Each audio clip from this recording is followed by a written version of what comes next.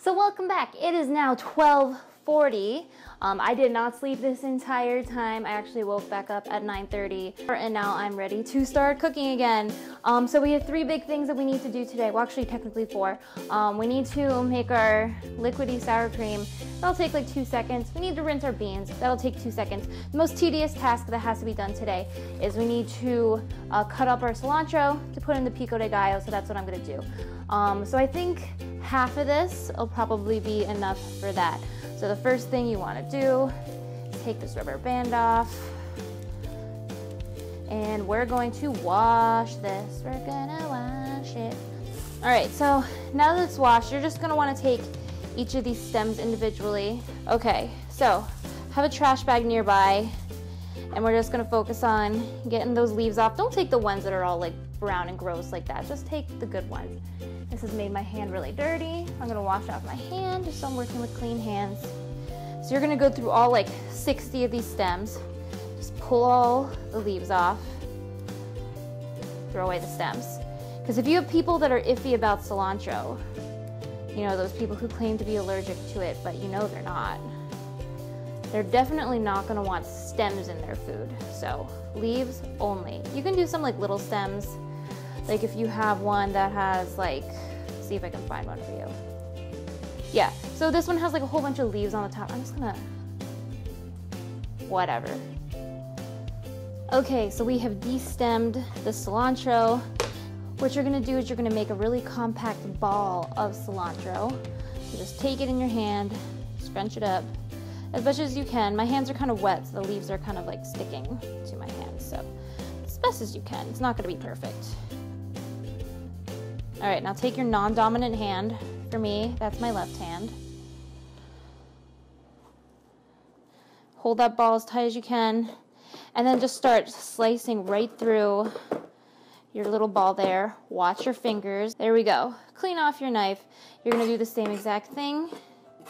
And you want these pieces to be really small because, again, people are really hit or miss with cilantro.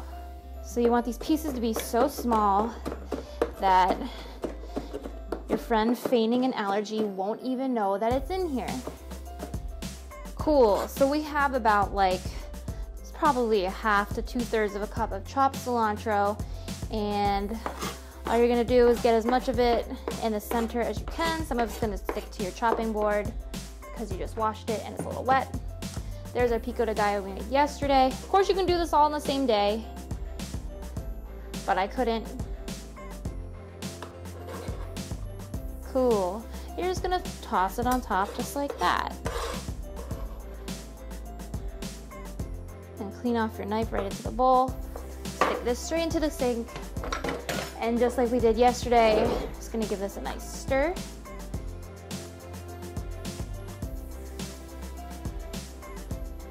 You just wanna make sure that it is all distributed throughout the bowl. Yay! For good measure, we better try it one more time.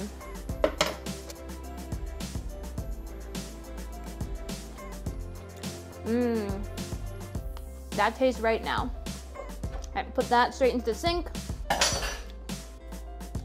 You can just seal this up. Put it back in the fridge until you're ready to go.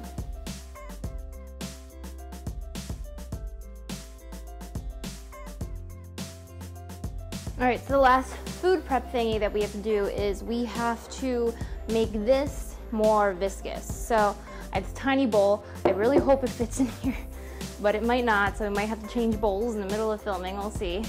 I'm just gonna empty this entire, this is 1 pound of sour cream into my tiny little bowl. Oh, it's not too bad. It might be okay. So I'm just gonna take whatever's left on my spatula and I'm gonna scrape it off with, this is like a medium size whisk. I'm not gonna use my big one. I have whisks in every size. This is my medium. I'm just gonna scrape.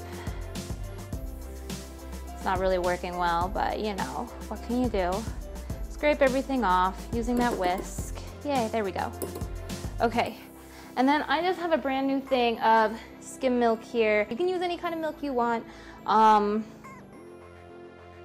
Probably stick to dairy milk. I wouldn't put soy milk in here, that'd be gross. So you're just gonna pour like a tiny bit, maybe like a tablespoon of the milk into your sour cream, and you're just gonna start whisking until it's combined. And you wanna do a little bit at a time, because as you can see, that's starting to get really creamy, and I just added a little bit of milk. Our goal is to be able to drizzle this cream on top of our nachos, either by using a plastic bag, like a pastry bag, or by putting into a squeeze bottle, which I hope I'll find at my parents' house, but I really don't know if they have one. So we're kind of not there yet. If your whisk can kind of pick up the cream like that, it's not quite squeezable. So we're gonna go ahead and add a little bit more. So we're still not quite there. I'm gonna add another tablespoon. Again, this will be different every single time you do it. It kind of depends on, you know, the quality of the cream you buy that day, what kind of milk you're using, the room temperature. You might have to use more milk during the winter than the summer. So kind of just add a little bit at a time and see what happens. I'll let you know how many I use when I'm all done. Okay, so it looks like we're about good. I added 4 tablespoons of milk total, and if your whisk isn't picking up any of the cream anymore and you want to see if it's the right consistency, just get a spoon out, just lift it up, and then see how well it drizzles. And that looks pretty good. Okay, so I'm just gonna put the top on this, and we can put that in the fridge too. Cool, so now that we have nothing else to prep, we're just waiting for our chicken to cook, which I think has an hour left. Like a little over an hour. We're gonna get ready our non-perishable goods that are gonna go into the bowl for easy carrying inside this giant grocery bag. I just like to line it because, you know, some of the stuff I may have bought from the store, like the cans of Rotel, for example, you don't know where those cans were, so you don't want to stick them straight into your bowl that you're going to then have people eat out of. So here we go. I have 6 cans of Rotel. You're gonna put these at the bottom.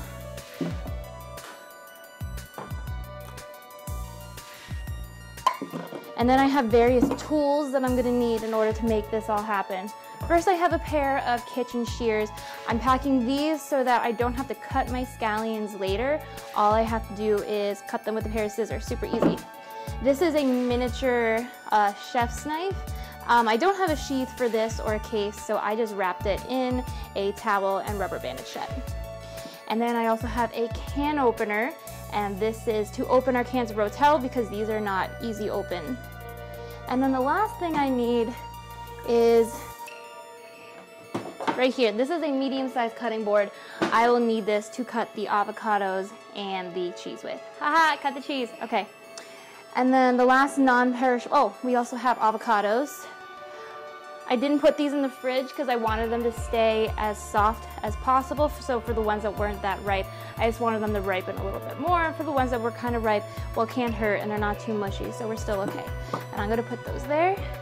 And then the last thing that's gonna go into my bag of non-perishables, of course, is my chips. And you wanna put these on the top. You don't wanna put your cans or anything on top of your chips, or else they will get crushed, and those will not be very good nachos. Cool. So that's our non-perishable stuff. Okay, we're gonna wait for this to finish. I'm gonna get ready for this wedding. I'll see you in a little bit. Okay, so chicken's done, yay.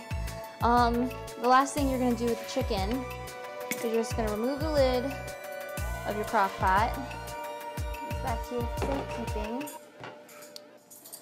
And then your chicken should be falling apart. Like if you lift it up, it'll just fall right apart.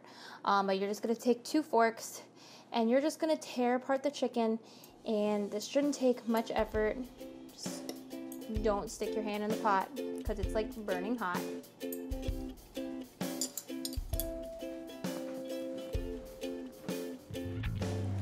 Once you're done doing that, just give the chicken a stir.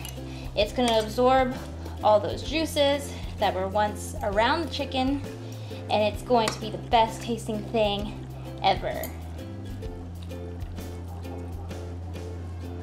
All right, so now that that's done, all we gotta do is just take the top.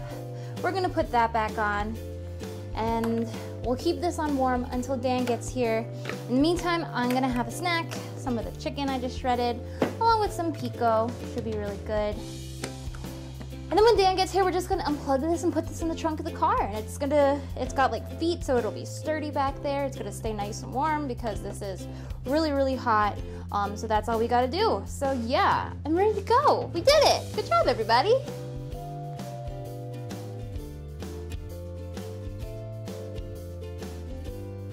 Hey, so we're in the car. Say hi, Dan. Hey guys.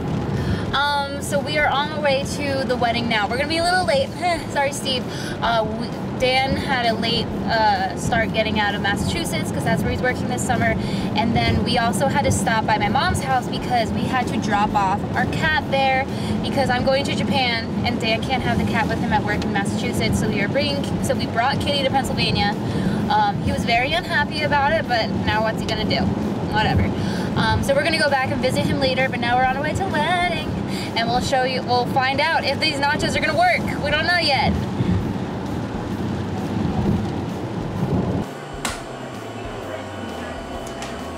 Hey, so we're here at the wedding. We're gonna go ahead and make nacho cheese. This is a double-sized Velveeta brick. You're gonna use one of these for every 2 cans of Rotel.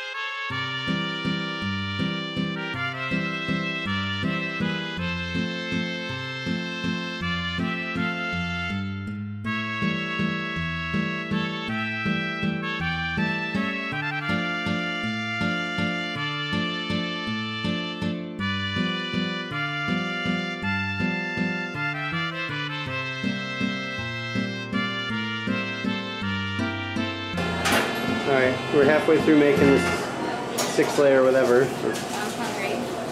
Alright, taste testing. Is it good? A+? That's how we nacho. Bye, nachos. Alright, looks like we got through maybe half of them. But they were really delicious. We're gonna eat these for the rest of the week, right? Yeah, what's a good soggy nacho recipe? You microwave the nachos and you eat them.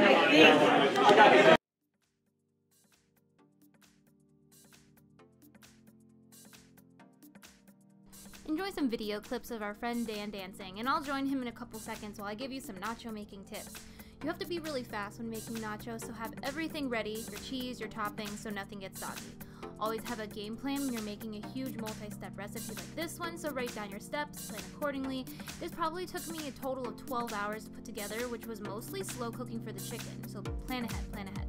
And always have fun with it, that's the most important part. I hope you enjoyed our first episode of Giant Foods in a Bowl. If you want to see a food in a giant bowl, please let me know in the comments below what you'd like to see. And if you like this video, then please like it, subscribe to my channel of course, and in case you're wondering what song we're dancing to, it's Gotta Be Me by NSYNC. See you next time, bye!